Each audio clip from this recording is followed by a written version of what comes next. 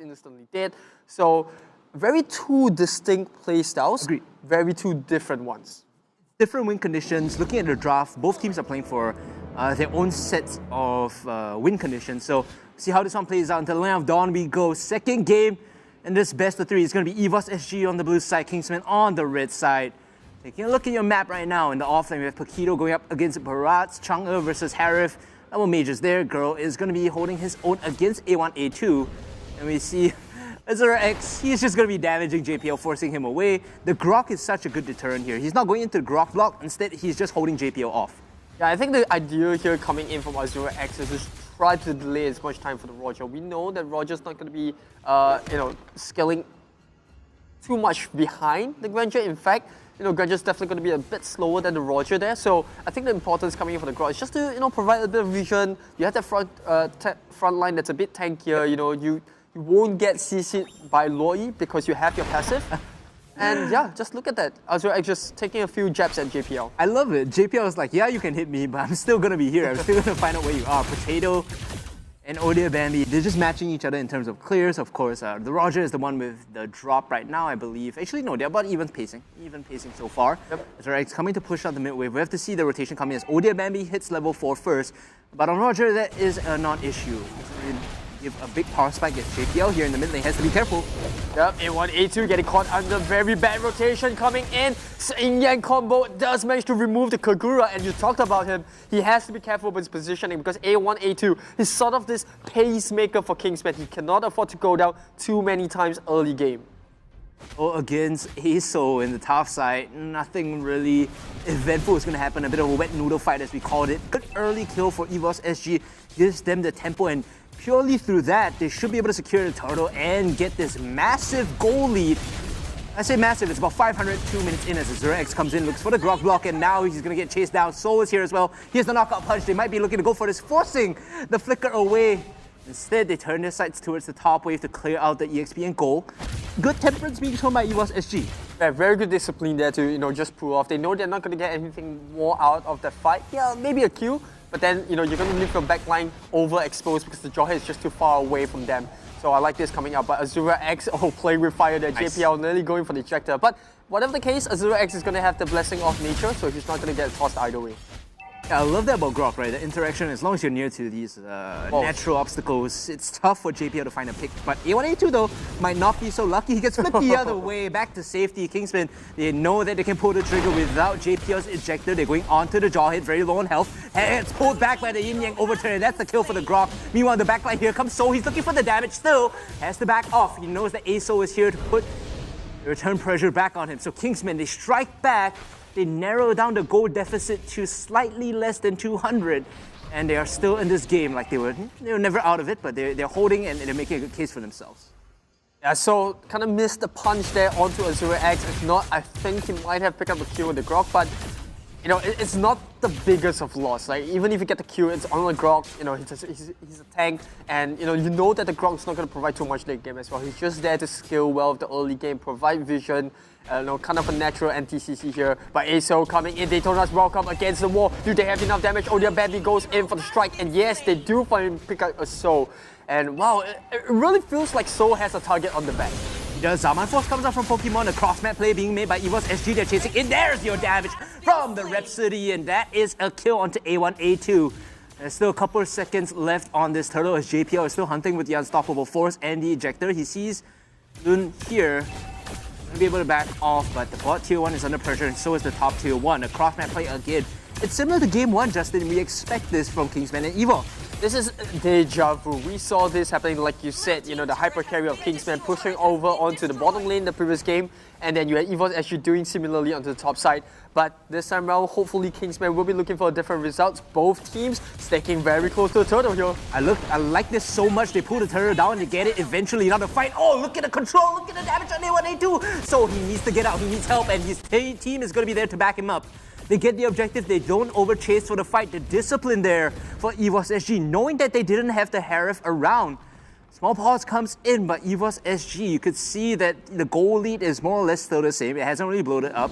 They've gotten the objectives, yes, but can they find anything more? Meanwhile, Kingsmen, they're holding on very strong. The timings are coming up. They just need the burst from the jungler. They need Roger to come online, and then they'll start taking these fights. Yeah, but you did see that slight detriment in the draft. The moment they drop all that UCC, the Yin-Yang Overturn being used, the Daytona's Welcome on cooldown, as well as the Meteor Shower on cooldown, they couldn't have enough, they didn't have enough damage to even bring Soul down. And Soul was already at half HP. So you're already starting to see a pattern happen, right? Evos-SG, very objective driven, very teamfight driven. We want to drag this game out, let them burn these huge power spikes up, and then we'll go in for the second win of the fight. Whereas for, Kingsmen, completely different. We want to burst someone down. Hopefully it's a backline, but yeah, hopefully, right? Hopefully, but if it's not, it's fine. We'll still try to burn someone down, and then we continuously do it when they're on this death and try to recycle that dive counter. I really enjoy, this difference in strategy. Yes. The execution leaves a little to be desired on the Kingsman side because they're not really finding the targets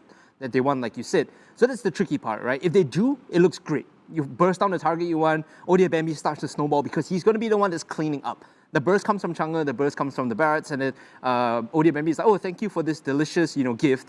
He's going to clean up and get super fed when he approaches the mid-game. I'm hoping to see that from the Kingsman side because they need to strike back. Yes, they are behind. It's not a big goal deficit, but they are behind in terms of objectives, which is tricky. The turtles will eventually start racking up, and I think Kingsmen, they need to play a little more aggressively. They lost a lot of the initiative in Game 1. Exactly. We saw that in Game 1 as well. Don't forget, you had Evos-SG, matching kills for kills with Kingsmen. The only reason why they constantly edged out of every single kill was instantly after getting killed, they're getting a huge objective. And even when it's on par, they're getting a lot of this map control. Yep, the map control is definitely there. In terms of structures though, it's 1-1 apiece, Evos-SG and Kingsmen. As we saw, the turtle just being taken by the Evos-SG side. Things go back to status quo. Everyone's just farming the side lanes until the next objective comes up, and that is going to be in slightly less than a minute, slightly more than a minute, excuse me. A Kingsman here, like I said, I feel like they're doing a little bit better compared to the first game, right? You look in terms of net worth, matching it, even with the turtle being taken, they're not too far behind. 500 gold, that's negligible. Kingsman with the substitution, bringing ASO in instead of Chu, they're holding on, they're more stable, like you said. A1, A2 has to be careful. JPL has the unstoppable force. In the middle of 3 members now, JPL does not want to be here. In fact, he's just going to back off. Has the cover of Pokemon and Potato, so he knows he's not in danger. So is still keeping pressure. Bot tier 1 already going down means that he just pushes this and gets access into his opponent's bottom half of the jungle. Just looking at AzuraX at the bottom right of the screen, he has a very unique way of holding the mobile phone. Yeah. He's holding it like he's playing like an FPS game. But yep, there we go, a little bit small habits coming in from the players. Kingsman now going onto mid lane, AzuraX taking a lot of damage from the Rhapsody, but is that enough? Death Sonata landing onto A1, A2, AzuraX gets a little bit of an out of jail free card, but meanwhile top lane Harif as well as Jawhead sticking onto Loon, the ejector will do the trick, and now Loon running for his life, but he can only run so far on this jungle. He's immediately taken out, and now coming to turtle speed, A1, A2 nearly caught out as well. Like we said, Evos, they're the ones that are, they have the agency, they're always forcing fights. AzuraX doesn't have the flicker, will be able to get out, but they forced on the AzuraX first in the mid side, and then towards the top half, they get the kill onto Loon. He's gonna be dead through the spawn of this turtle. Eventually will come back up, but still it's a man advantage right here, right now for Evos-SG, especially because Odia Bambi and ASO are on the bottom side. So the cross map play, they say we can't fight you at this moment. We will take bot tier 1. Please by all means take the turtle. We don't want to contest. The slight pressure coming in from AzuraX, so that Jawhead has to let go of the red buff, but it doesn't matter because Evos-SG, they know what's the next objective, and that was going to be the turtle either ways. More than a minute, you said, instantly taken down. Bambi is in trouble. A lot of Evos-SG are here. They're looking for the kills. Bambi, I don't think he's going to get away from this. So, looking for the knockup. Does not have the knockup punch. Meanwhile, on the left side of the battlefield, we have Kingsman coming in for the reinforcements. The knockup from AzuraX. This forces Evos to scatter. Odia Bambi, he sees a window. He might just go for it. The Yin-Yang Overturn has been used, and now Evos, they're low on health bars. The first to fall is going to be Girl, and now they're chasing on the JPO. That's a tanky Jawhead.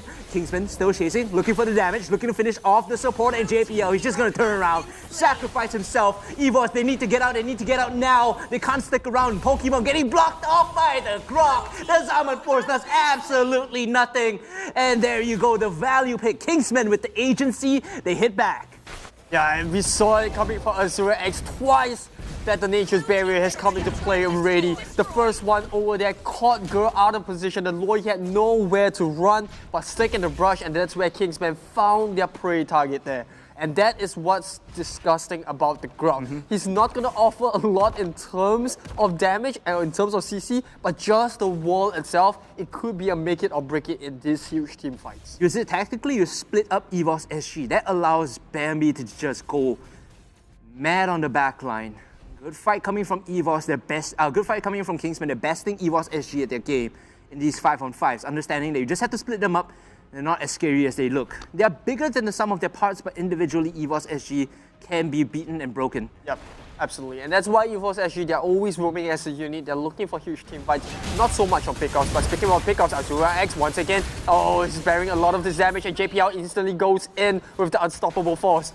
And it does look like Kingsman is going to have to survive for 20 seconds without this Grok. I love how Pokemon immediately pops the Zaman Force because he knows he needs to siege with the Calamity Reaper, and now his team is coming back in. So he swallows Pokemon up, but has he overextended? The rest of Evos SG are here. He's buying so much time, he's so tanky. But meanwhile, you can see the top side, they're pushing in. Oh dear, Bambi, he wants the inhibitor, but he will not get it. It's a trade, a 1-4-0 as the Lord has spawned. Evos SG, they'll make their move over. Bambi with the desperation. I say desperation, it's just really good crossmatch.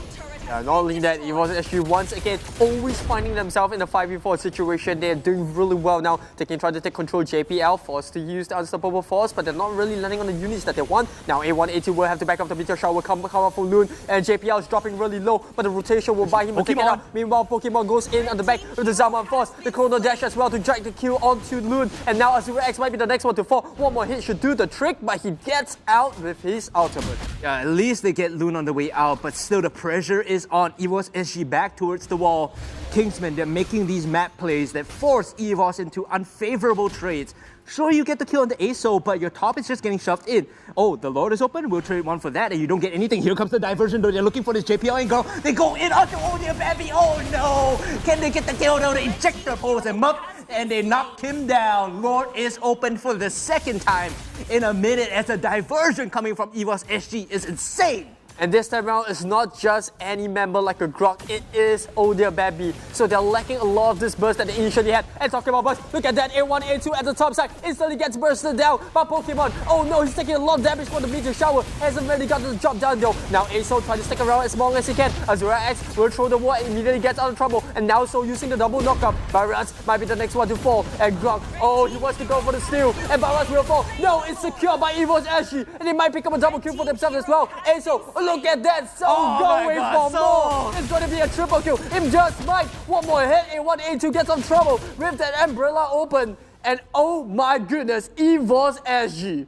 They outfight that. They make the macro play onto Odia Bambi. He didn't even know what hit him. They came up behind and just knocked him down. And now Kingsman back towards the wall. There is your block though coming in. So it's going to be a small delay on that push. Eventually, Evos SG should be able to get destructed and should be able to back off.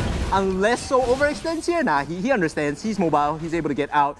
But geez Louise, Kingsman, they made Evos SG sweat for their Lord. Yeah, So just going in for the 1-2, jumps onto the back line, diverts a lot of attention away from these huge team fights. And it all started because Pokemon managed to catch Loon out of position. Speaking of out of position, So might have just overstayed for so long. But look at how tanky this Paquito is. JPL goes for the injector, catches Odia Bambi. The rotation comes in. It's going to be a 4-man stun. And now Potato running out of Riot. You got Pokemon just jumping around with these Chrono Dashes. They get one more kill on the board. It's going to be a 4v3, but they have the lot on their side. Evos SG trying to end the game right here, right now. 20 more seconds. Can Kingsman hold on to this? They don't want to fall to lower back. The rotation once again catches out. So comes in from backline, pushes him out of position, and it's going to be a team wipeout. Evos SG, the 2-0 dream is complete. We'll see you in the finals, Evos SG. A quick 2-0 against Kingsman in indomitable fashion.